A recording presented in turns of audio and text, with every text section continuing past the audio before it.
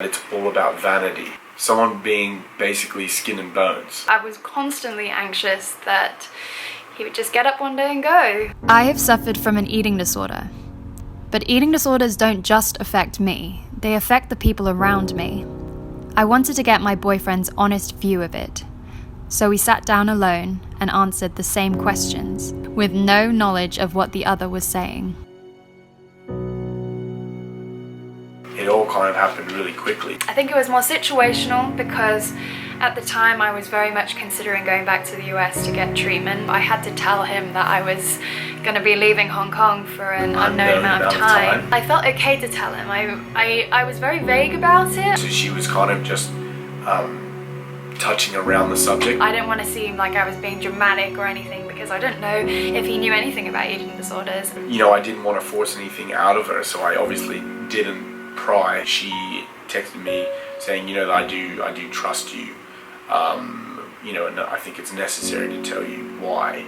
And she basically told me that she had an eating disorder. I didn't think that he was going to think anything less of me. I think he might have been a bit confused. I had zero experience with anyone in my life with any kind of an eating disorder. Yeah, I didn't really understand why she had to go so far. Why don't you just, you know, just start eating more here and, you know, and we get around you to push yourself to gain weight. What did he think an eating disorder was? I mean, who even really understands it? I don't really get it myself, and I have an eating disorder. The biggest misconception is that it's all about vanity, but there's so much more to it, and that's why I think at the start it's very hard to empathize. And I'm not saying that you don't have empathy, like 100% you do, but you don't realize how debilitating it is. The very ignorant view, in my eyes, of an eating disorder, someone being basically skin and bones. When anyone thinks about anorexia that has no prior knowledge of it, they would only assume someone would have it at that stage. Because I had no prior knowledge to eating disorders, I didn't know how severe hers could have been. At the beginning, I assumed that Tyler had an association with anorexia and being on death's door, like really skinny, sick, ill, needing to be in hospital, not eating a single thing. What has been some of the struggles? I never ate at the same time as him, I never had the same food, but he never got angry about it, and I definitely needed that. And you could say that if he confronted me about it, I would have changed, but at the same time, it's not logical like that. You can't just go, just eat with me, just eat more, just go to a restaurant. And almost when you try to talk logically around the food, it doesn't connect with them. And so that's never going to work. If you get angry at me, I'm not going to respond. I had to figure it out for myself. I remember our first trip together was to Malaysia. That whole trip was kind of tainted around her food and what she was able to eat, and it made her feel down. I was so excited to go on holiday with Tyler and his family, but at the same time I was so scared. In the back of her mind was always the thoughts around food and you know, oil and what they fry with and everything like that, and it hindered her whole experience and that whole trip. What were your anxieties? Yeah, my anxieties around it have changed a lot through our relationship. At the start, it was always about, am I doing the right thing? Do I need to push her? Do I need to pull back? You never want to feel like you're the parent kind of pushing them to eat. I was constantly anxious that he would just get up one day and go. There was so much to put up with at the time, and I thought that I wasn't making him happy or excited. Now, I'm more perceptive about what other people are saying in the circle. You can't be angry at someone for saying something triggering to someone with an eating disorder, because to be honest with you, it's more ignorance, and they could say things in conversation that would be okay in any other relationship they might have with someone without an eating disorder. But in that sense, it's not.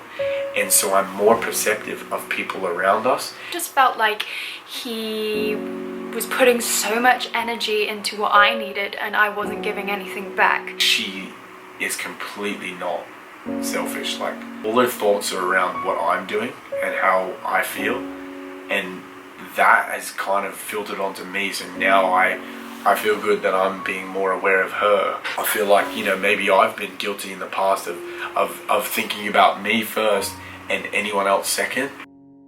What does he know now about eating disorders? Every day you need to be consciously challenging it, because you can never let it creep back in, because it is something to do with the mind and nothing to do with your body. And you might be in the best place you have ever been. It's important you keep it that way and constantly challenge yourself.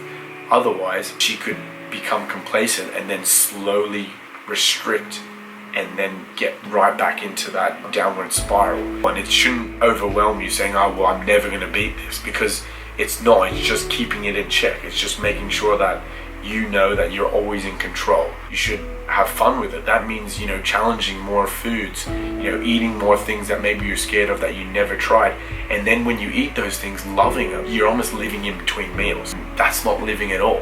When you have an eating disorder, you're constantly thinking about what that's going to do to you or what the outcome of that could be. And that's no way to live. Food should be fun, but living life should be fun. And food gives you the energy to live life. Once she got healthier, she was able to do more things and open her eyes to realizing what living is actually like. When you're living depleted and your body's unhealthy and you can't, and you're always thinking about food, you're not actually living at all. You're not enjoying the one life that we have. Because when you're constantly thinking about food, you're never in that moment. Even if you're doing one of the funnest things in your life, it might be ruined by the thoughts and pressures of other things, And it's so amazing to be in a situation where someone does something for the first time that they've never done, and maybe you've done it, and to see the excitement in their face when they're doing it, and when I see that with her, or she sees that with me, it's amazing. Recovery doesn't just impact you, it impacts the people around you. My recovery has helped make our relationship stronger, and this is one of the reasons why I keep fighting every day.